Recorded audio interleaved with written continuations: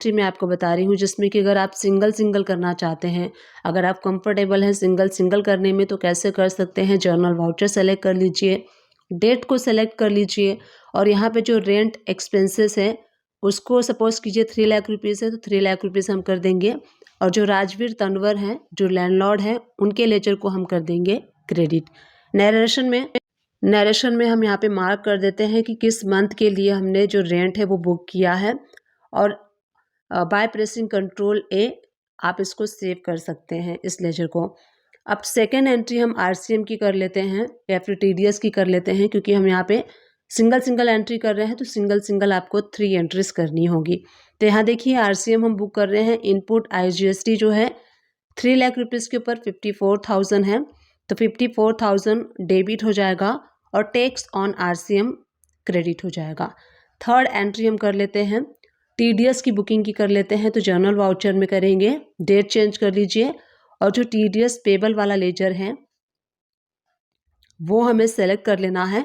तो यहाँ पे सबसे पहले हम डेबिट करेंगे राजवीर तंवर, यानी कि जो लैंडलॉर्ड है वो डेबिट हो जाएंगे 30,000 से।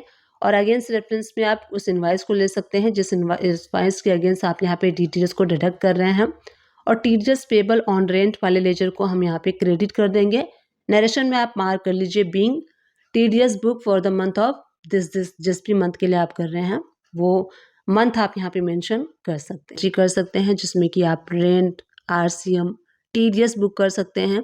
अगर आप सिंगल सिंगल एंट्री करना चाहते हैं जिसमें कि सिर्फ रेंट बुक करना चाहते हैं, आरसीएम बुक करना चाहते हैं, टीडीएस बुक करना चाहते हैं, उसमें कंफर्टेबल है तो आप उस तरीके से भी कर सकते हैं। अब जब हम आरसीएम पे करेंगे तो उसकी एंट्री कैसे करनी है आपको वो भी मैं आपको यहाँ पे शो कर देती हूँ। तो देखिए टैक्स ऑन आरसीएम का जो लेजर है पहले हमने इसको क्रेडिट किया था, अब हम इसको कर देंगे डेबिट।